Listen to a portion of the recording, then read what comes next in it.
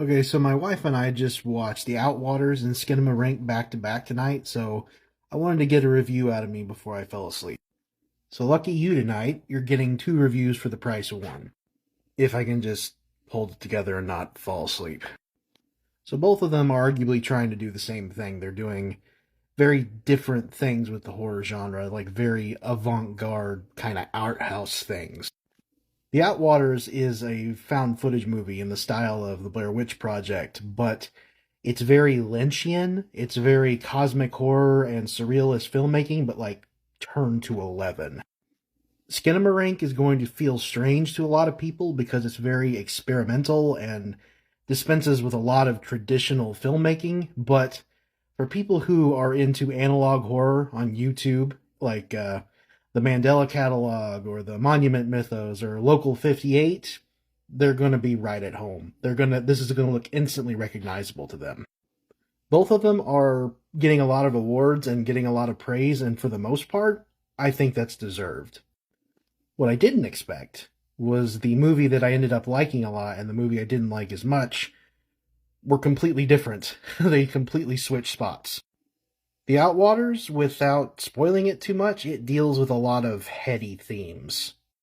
There's a lot of musing about repetition and personal identity and blame and shame, and it has this big thesis about how big the universe is and how it doesn't make any sense and how you're ultimately going to die without ever having figured it out.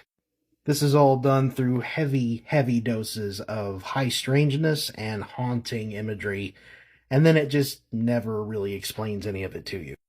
I will say, it accomplishes a lot of what it set out to do. It's very impressive what it's able to do with its small budget. It deals with a lot of big ideas, as I said, and it's often a very beautiful film. It also made me deeply uncomfortable, and there are a lot of shots and a lot of images that actually legitimately creep me out. But I have no desire to ever watch it again.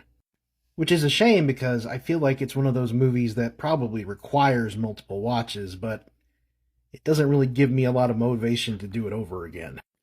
As a person who deeply empathizes with people on site almost in most horror films, or any film really, I just didn't end up caring for these people that much at all. And that's after like 40 minutes of set dressing. Plus, this was gross. I normally am not that squeamish about stuff on screen, but this was gross. Plus, it is just hard to watch. Like, bring some Dramamine. Skinamarink, though. Boy. Boy, oh boy. There are a lot of reviews online right now that are saying it's boring and impenetrable, and I've got to ask, like, guys, did we watch the same movie? Like, on some level, I get it. Like, it's not your typical horror film. It's a slow burn. It probably had an even smaller budget than the Outwaters. And it's not all jump scares and quick shots. In fact, the camera hardly moves at all. And most of the time, you don't even see the faces of the people in the movie.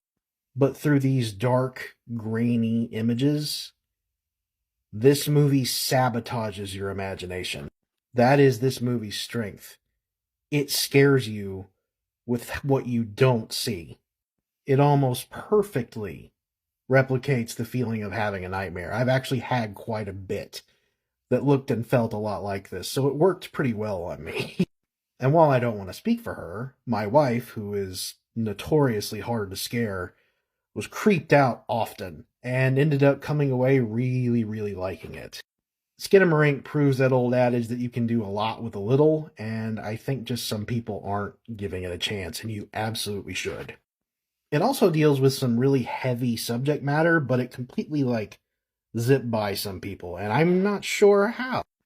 I don't want to spoil it, but maybe even a fifth of the way into the movie, you automatically know what this movie's probably going to be about, so I guess just some people weren't paying attention. Ultimately, I think you should both give these a chance if you're a horror fan, but The Outwaters is probably going to be a one and done, but I think you're going to probably get a lot more mileage out of Skinamarink. Give both a watch, though.